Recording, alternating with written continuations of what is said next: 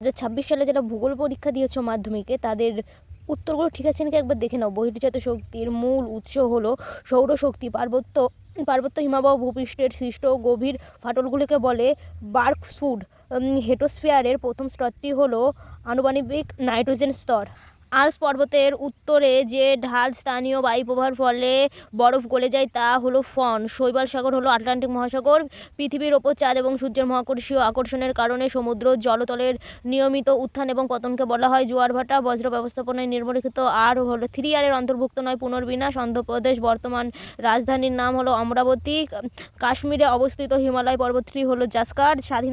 স্বাধীন ভারতের প্রথম বহুমুখী নদী পরিকল্পনা হলো ডিভিসি বা দামোদর ভ্যালি পরিকল্পনা।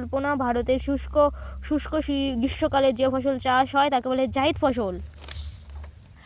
ভারতের ভারী ইঞ্জিনিয়ারিং শিল্পের একটি উদাহরণ হলো রেল ইঞ্জিন শিল্প। ছত্রপতি শিবাজী আন্তর্জাতিক বিমানবন্দর অবস্থিত মুম্বাইতে। উপগ্রহ চিত্রের গভীর অরণ্য গাঢ় লাল রঙে দেখানো হয়।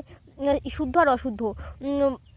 বিজ্ঞানী বর্গন তির্যক বালিয়ানকে বারখান বলেছেন এটা ঠিক। মেসোস্ফিয়ার স্তরে উষ্ণতার বৃদ্ধির উচ্চতার সাথে হয় ভুল।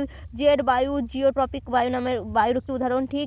পৃথিবীর সাপেক্ষ সূর্য এবং চন্দ্রের সামরিক কৌণিক অবস্থাকে বলা হয় সিজিগি বলে, এটা হলো ভুল। ভারতের নিম্ন ও জনবহুল রাজ্য হলো গোয়া, এটা হলো ভুল। উপকূল অঞ্চলের লবণাক্ত ও মৃত্তিকায় ম্যানগ্রোভ অরণ্য গড়ে ওঠে ঠিক। উপগ্রহ চিত্রগুলি স্কেলে অনুসরণ করা হয় না ঠিক।